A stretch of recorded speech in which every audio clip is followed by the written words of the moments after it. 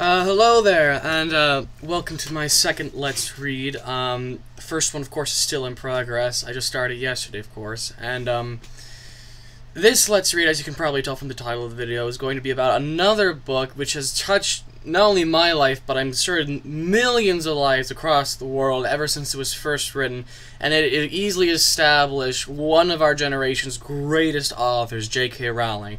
And of course, I'm talking about Harry Potter and the Sorcerer's Stone, or as they would know it in Britain, Philosopher's Stone.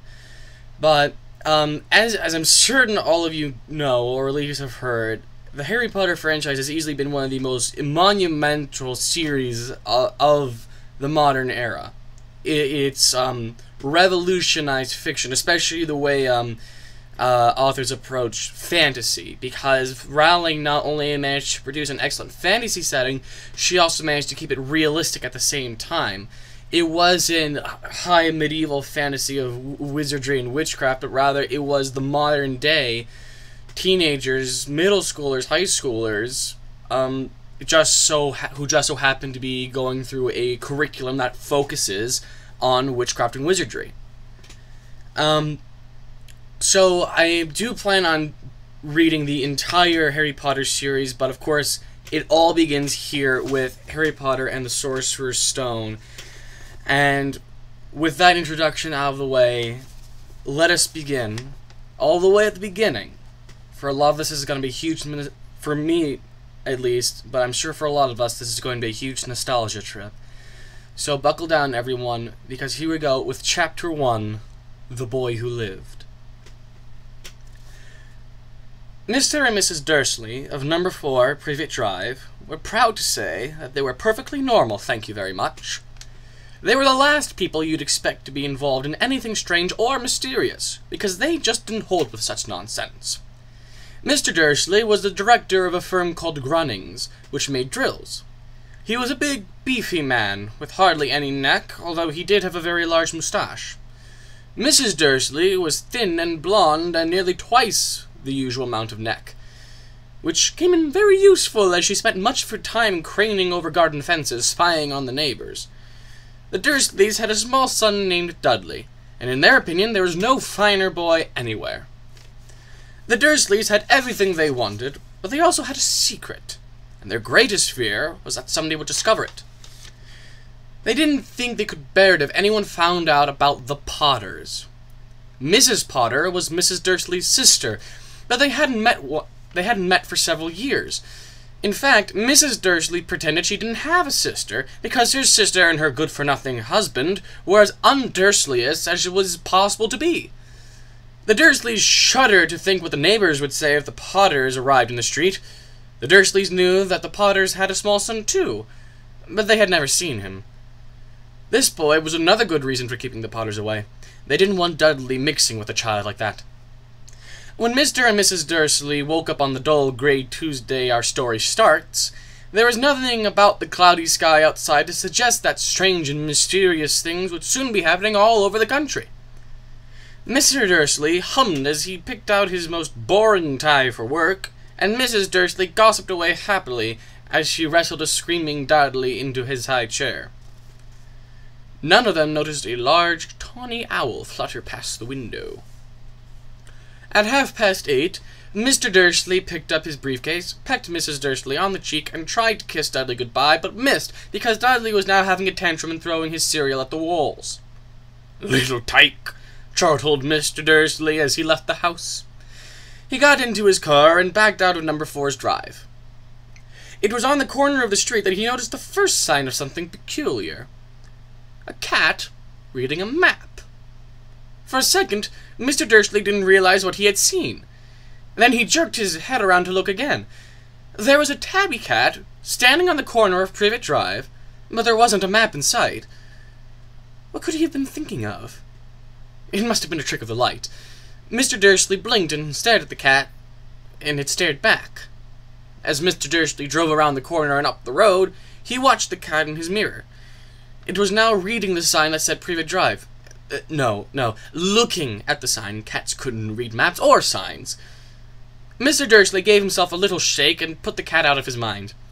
As he drove toward town, he thought of nothing except a large order of drills he was hoping to get that day. But on the edge of town, drills were driven out of his mind by something else. As he sat in the usual morning traffic jam, he couldn't help noticing that there seemed to be a lot of strangely dressed people about. People in cloaks. Mr. Dursley couldn't bear people who dressed in funny clothes. The get-ups you saw in young people. He supposed this was some stupid new fashion.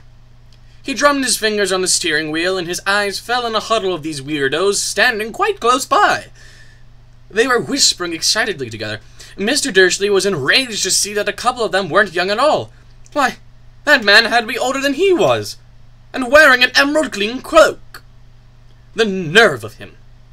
But then it struck Mr. Dursley that this was probably some silly stunt. These people were probably collecting for something. Yes, that would be it.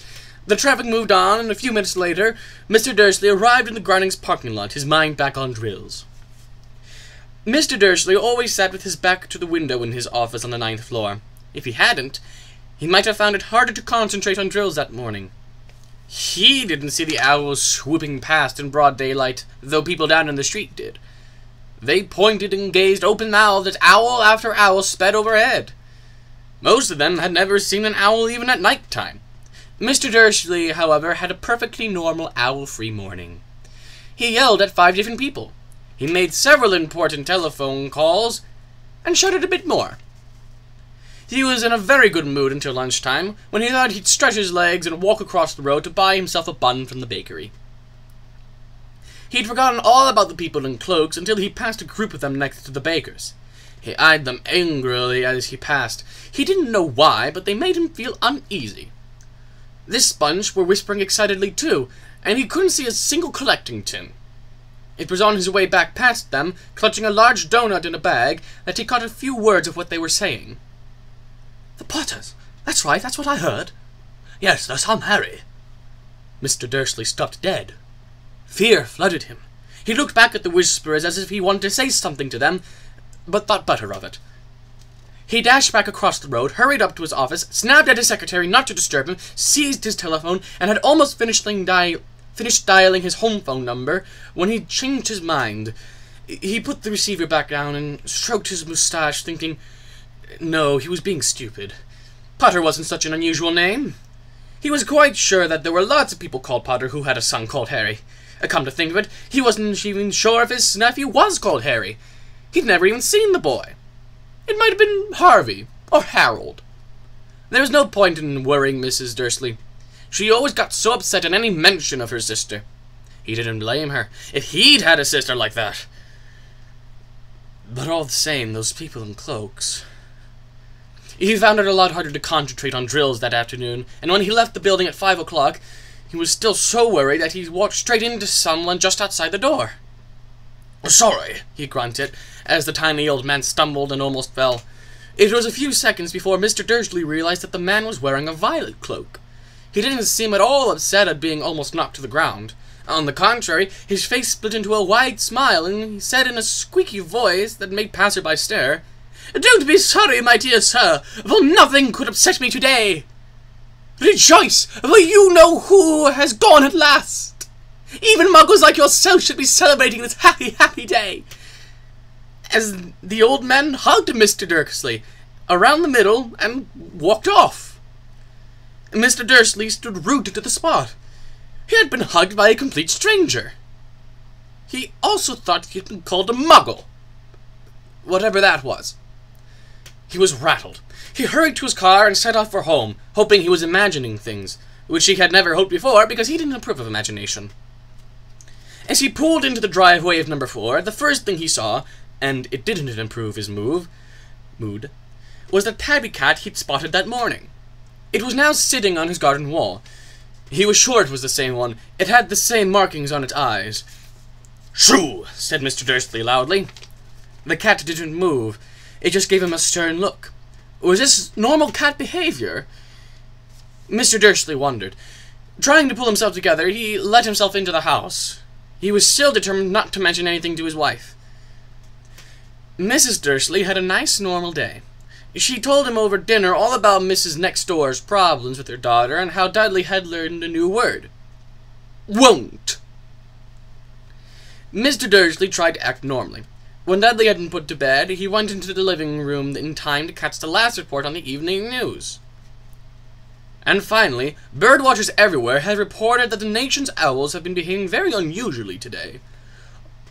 Although owls normally hunt at night and are hardly ever seen in daylight, there have been hundreds of sightings of these birds flying in every direction since sunrise. Experts are unable to explain why the owls have suddenly changed their sleeping pattern. The newscaster allowed himself a grin. Most mysterious. And now, over to Jim McGuffin with the weather. Going to be any more showers of owls tonight, Jim? Well, Ted, said the weatherman, I don't know about that, but it's not only the owls that have been acting oddly today. Viewers as far as Kent, Yorkshire, and Dundee have been phoning in to tell me that instead of the rain I promised yesterday, they've had a downpour of shooting stars. Perhaps people have been celebrating bonfire night early. It's not until next week, folks, but I can promise a wet night tonight. Mr. Dursley sat frozen in his armchair. Shooting stars all over Britain, owls flying by daylight, mysterious people in cloaks all over the place, and a whisper about the Potters. Mrs. Dursley came into the living room carrying 2 cups of tea. It was no good. He'd have to say something to her. He cleared his throat nervously. Petunia, dear, you haven't heard from your sister lately, have you? As he had expected, Mrs. Dursley looked shocked and angry. After all, they normally pretended she didn't have a sister. No, she said sharply. Why? Funny stuff on the news, Mr. Dursley mumbled. Owls, shooting stars, and there are a lot of funny-looking people in town today. So? Snapped Mrs. Dursley. Well, I thought, maybe, it was something to do with, you know, her crowd. Mrs. Dursley sipped her tea through pursed lips. Mr. Dursley wondered whether he dared tell her he'd heard the name Potter. He decided he didn't dare. Instead, he said as casually as he could, their son. He'd be about Dudley's age now, wouldn't he? I suppose so, said Mrs. Dursley stiffly. What's his name again? Howard, isn't it? Harry. Nasty common name, if you ask me. Oh, yes, said Mr. Dursley, his heart sinking horribly. Yes, I quite agree. He didn't say another word on the subject as they went upstairs to bed. While Mrs. Dursley was in the bathroom, Mr. Dursley crept to the bedroom window and peered down into the front garden. The cat was still there. It was staring down Privet Drive as though it were waiting for something. Was he imagining things? Could all this have anything to do with the Potters? If it did, if it got out that they were related to a pair of... well, he didn't think he could bear it. The Dursleys got into bed. Mrs. Dursley fell asleep quickly, but Mr. Dursley lay awake, turning it all over in his mind. His last comforting thought before he fell asleep was that even if the Potters were involved, there was no reason for them to come near him and Mrs. Dursley. The Potters knew very well what he and Petunia thought about them and their kind. He couldn't see how he and Petunia could get mixed up in anything that might be going on. He yawned and turned over. It couldn't affect them. How very wrong he was. Mr. Dursley might have been drifting into an uneasy sleep, but the cat on the wall outside was showing no sign of sleepiness. It was sitting as still as a statue, its eyes fixed unblinkingly on the far corner of Privet Drive. It didn't so much as quiver when a car door slammed on the next street, nor when 2 owls swooped overhead. In fact, it was nearly midnight before the cat moved at all. A man appeared on the corner the cat had been watching. Appeared so suddenly and silently you'd have thought he'd just popped out of the ground. The cat's tail twitched, and its eyes narrowed. Nothing like this man had ever been seen on Privet Drive. He was tall, thin, and very old, judging by the silver of his hair and beard, which were both long enough to tuck into his belt. He was wearing long robes, a purple cloak that swept the ground, and high-heeled, buckled boots. His blue eyes were light, bright, and sparkling behind half-moon spectacles, and his nose was very long and crooked, as though it had been broken at least twice. This man's name was Albus Dumbledore. Albus Dumbledore didn't seem to realize that he had just arrived in a street where everything from his name to his boots was unwelcome. He was busy rummaging in his cloak looking for something, but he did seem to realize he was being watched because he looked up suddenly at the cat, which was still staring at him from the other end of the street. For some reason, the sight of the cat seemed to amuse him. He chuckled and muttered, "I should have known." He found what he was looking for in his inside pocket. It seemed to be a silver cigarette lighter. He flicked it open, held it up in the air, and clicked it. The nearest street lamp went out with a little pop. He clicked it again. The next lamp flickered into darkness.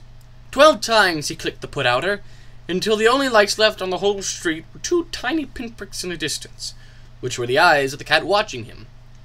If anyone looked out of the window now, even beady-eyed Mrs. Dursley, they wouldn't be able to see anything that was happening down on the pavement.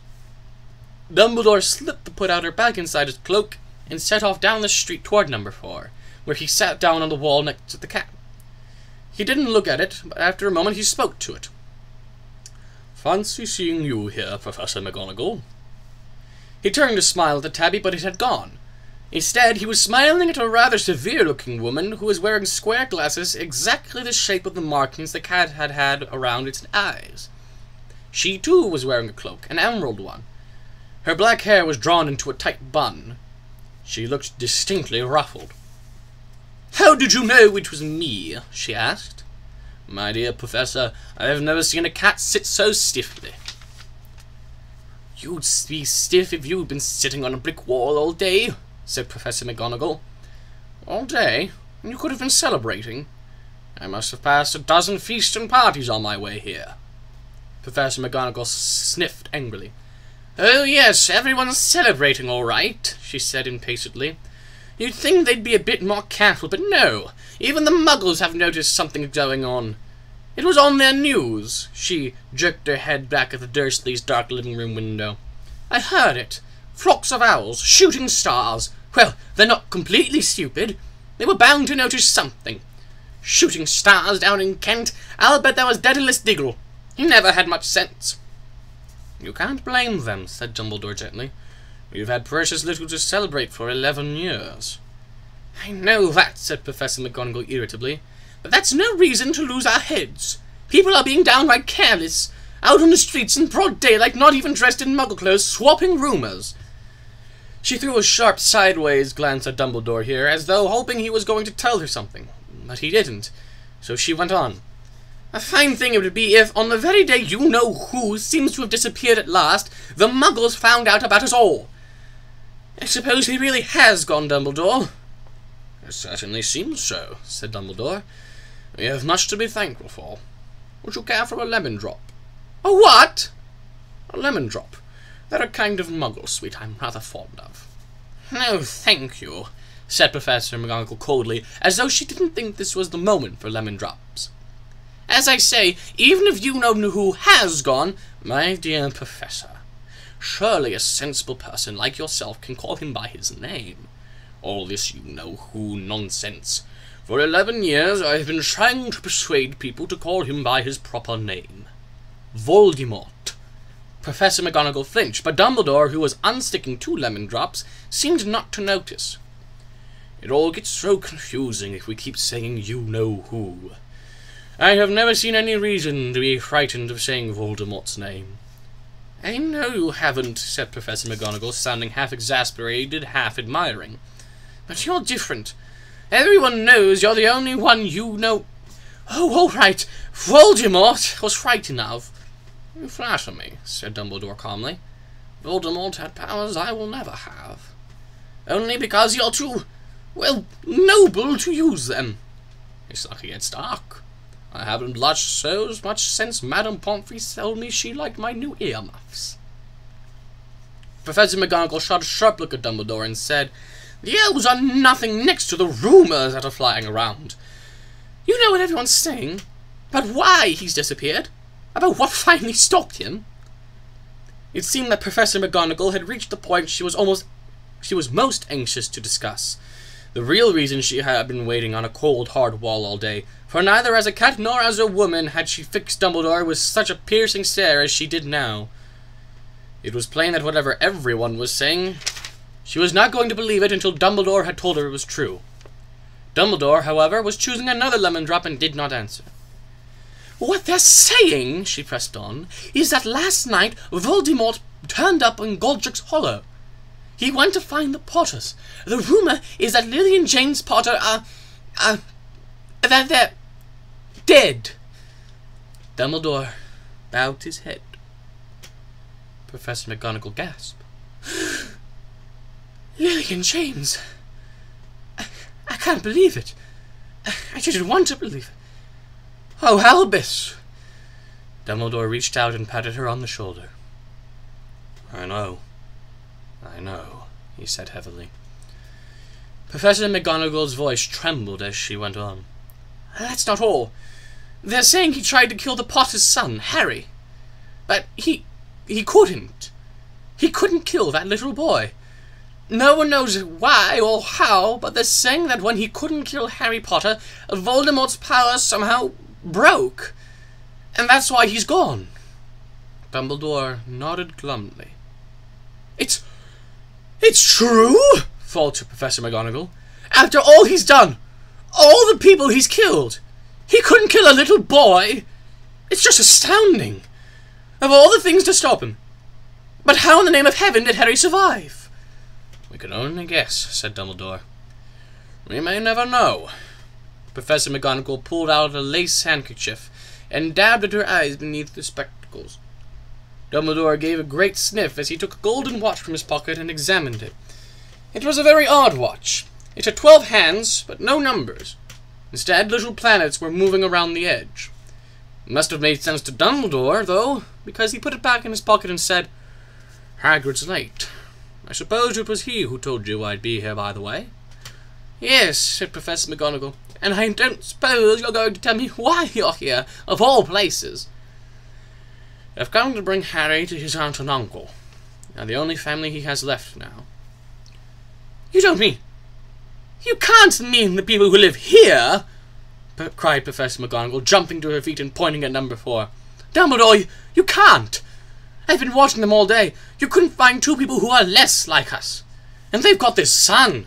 I saw him kicking his mother all the way up the street, screaming for sweets. Harry Potter, come and live here!" "It's the best place for him," said Dumbledore firmly. "His aunt and uncle will be able to explain everything to him when he's older. I've written them a letter." "A letter?" repeated Professor McGonagall faintly, sitting back down on the wall. "Really, Dumbledore, you think you can explain this all in a letter? These people will never understand him. He'll be famous, a legend. I wouldn't be surprised if today was known as Harry Potter Day in the future. There will be books written about Harry. Every child in our world will know his name." "Exactly," said Dumbledore, looking very seriously over the top of his half-moon spectacles. "It will be enough to turn any boy's head. Famous before he can even walk and talk. Famous for something he won't even remember. Can't you see how much better off he'll be growing up away from all that until he's ready to take it?"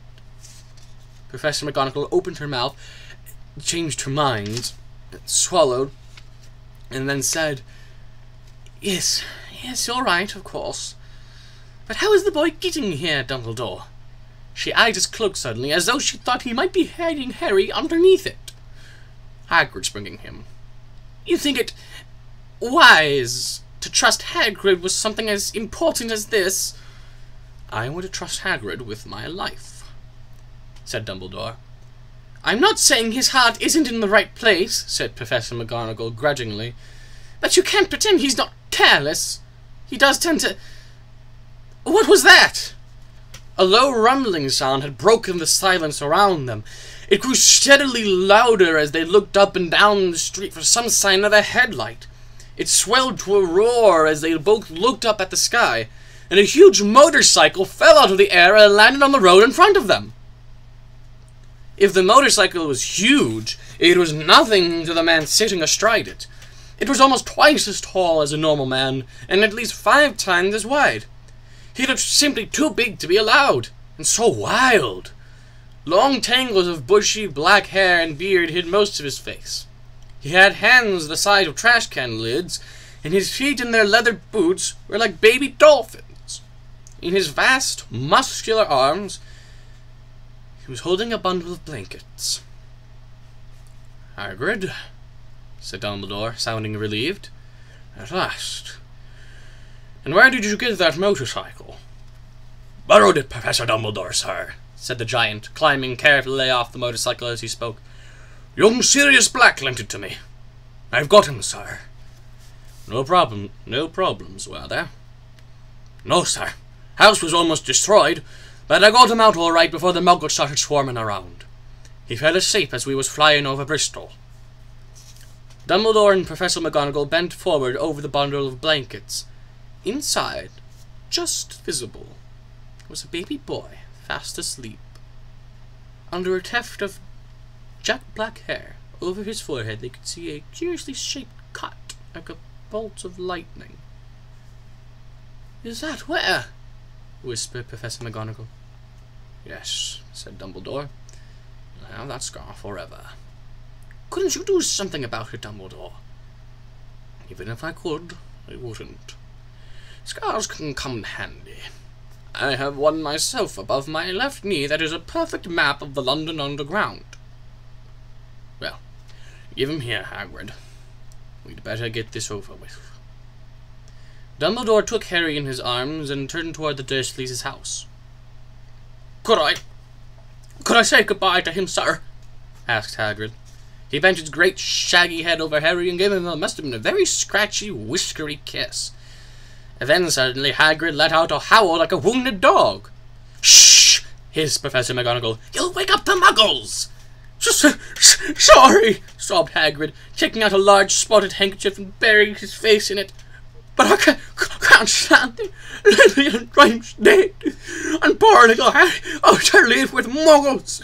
Yes, it's all very sad, but get a grip on yourself, Hagrid, or we'll be found," Professor McGonagall whispered, patting Hagrid gingerly on the arm as Dumbledore stepped over the low garden wall and walked to the front door. He laid Harry gently on the doorstep, took a letter out of his cloak, tucked it inside Harry's blankets, and then came back to the other two. For a full minute, the three of them stood and looked at the little bundle. Hagrid's shoulders shook.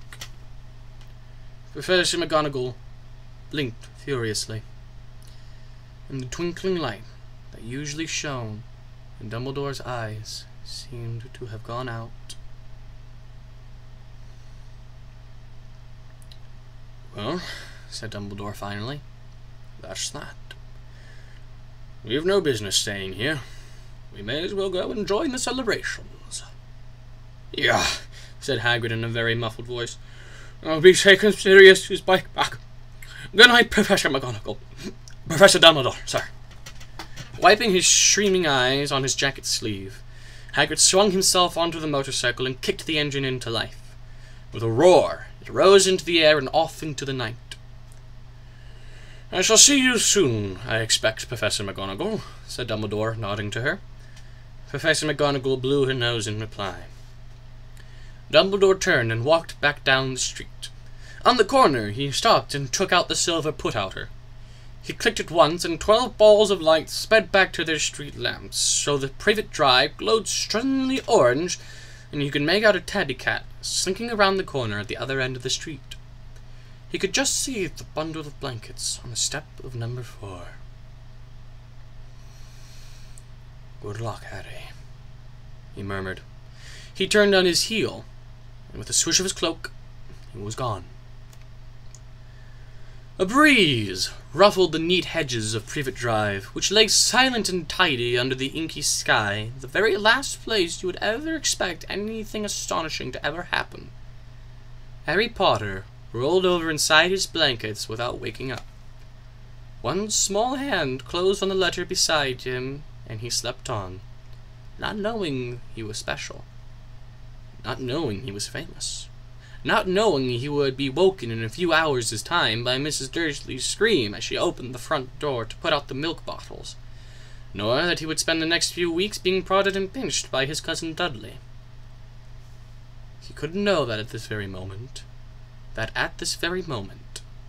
people meeting in secret all over the country were holding up their glasses and saying in hushed voices,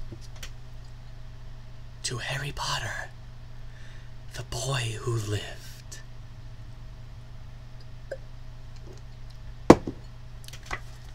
End of chapter 1.